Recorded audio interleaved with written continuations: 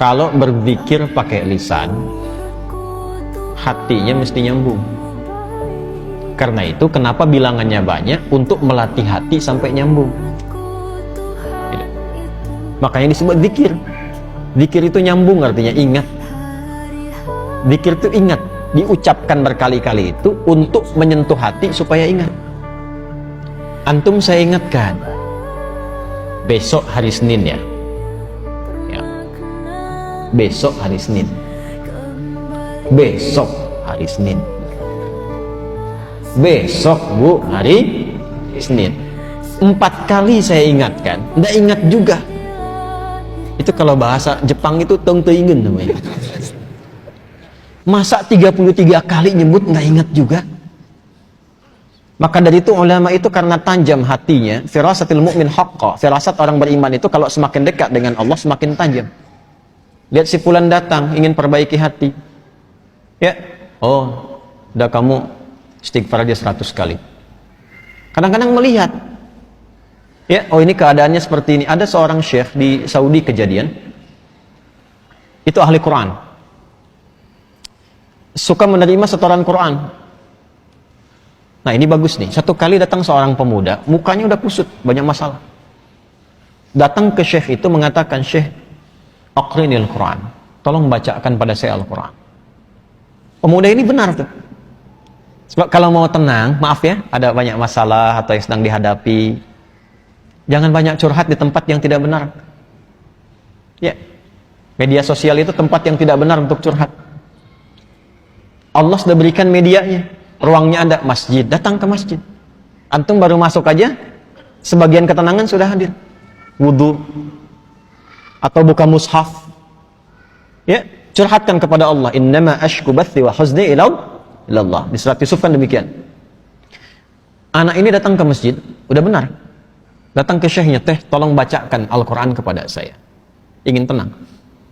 Kata syekhnya, "Saya sedang nerima murajaah ini dulu, kamu ambil wudu, sholat dulu 2 rakaat di situ. Nanti setelah selesai saya bacakan kepada kamu Al-Quran." Ini kisah nyata. Dan dia ikut. Makanya kalau guru katakan, ikut saja sepanjang guru itu thiqah. Jangan banyak tanya. Kalau gurunya thiqah, sanad ilmunya tersambung pada Rasulullah, udah sami'na wa ata'na, bukan sami'na wa nanyaina. Kalau gurunya thiqah, itu thiqah. Makanya di Timur Tengah itu ada kualifikasi, ada ustaz, ada da'i, mubaligh, ada alim, ada mufti, ada qadhi. Kalau mufti sudah ngasih fatwa, jangan ditanya, itu aib. Apalagi ilmunya nggak nyampe. Ya, cuma problemnya kan di kita disebut ustaz semua. Sehingga sulit bedakan mana yang thiqah, mana yang tidak thiqah. Tapi kan kelihatan dari kapabilitasnya, latar belakangnya macam-macam. Kalau ada orang thiqah, ikuti. Itu diikuti wudhu beliau, langsung ke bagian terdepan sholat, saf depan. Nah, si guru ini ketika melihat itu, sengaja agak dilamakan tuh yang merajaah, tambah lagi sampai 30 menit. Ya, begitu selesai si pemuda itu sholat 2 rakaat dan dia menunggu sambil baca Quran, dia baca, dipanggil oleh syekhnya setelah selesai. Ta'al. Begitu datang, sekarang sudah selesai, saya ingin bacakan pada engkau Al-Quran. Apa kata anak muda itu? Sudah syekh, saya sudah merasa enak sekarang, terima kasih katanya. Tidak jadi dibacakan Quran, langsung pulang. Muridnya penasaran, "Syekh, apa yang terjadi?" Perhatikan baik-baik, jaga kalimatnya ya. Perhatikan baik-baik. Saya melihat ketika dia datang, itu rohnya sedang lapar. Rohnya sedang lapar. Ini bahasa majas maksudnya. Karena saat masuk tadi, mukanya itu kusut. Tapi begitu dia sholat, baca Quran, datang lagi mukanya sudah cerah. Kelihatan. Orang kan kalau punya beban, dengan tak punya beban, dari wajah kelihatan kan? Ya? Jawabannya sederhana.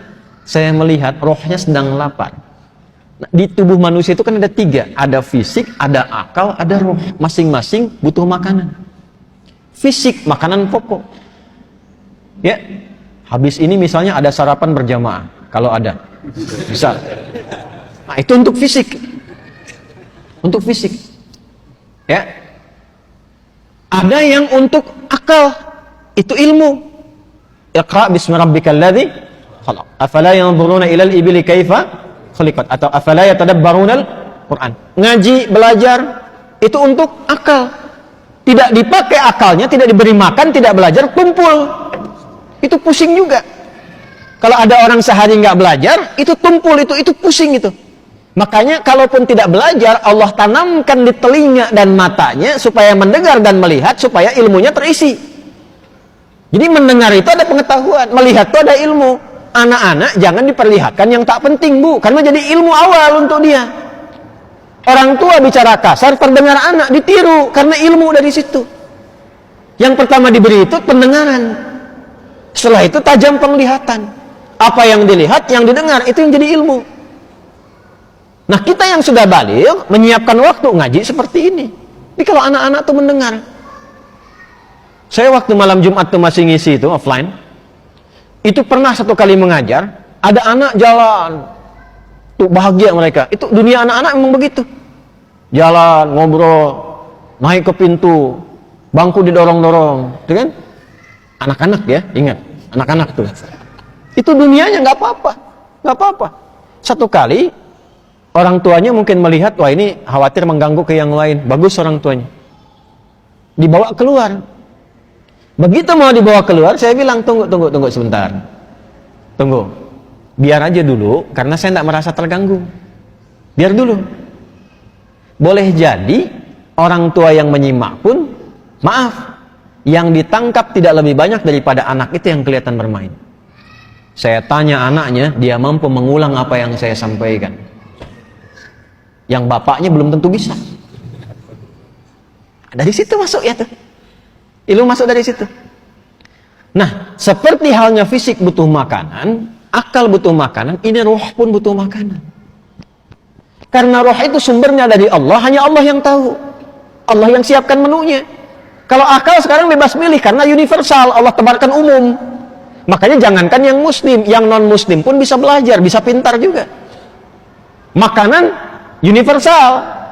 Jangankan yang beriman, yang tak beriman pun makan juga secara fisik. Tapi roh ini nggak bisa dicari.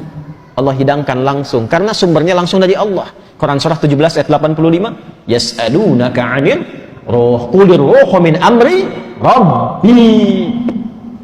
Roh itu dari Allah. Karena itu menunya langsung Allah berikan. Itulah menu yang terkumpul dalam ibadah.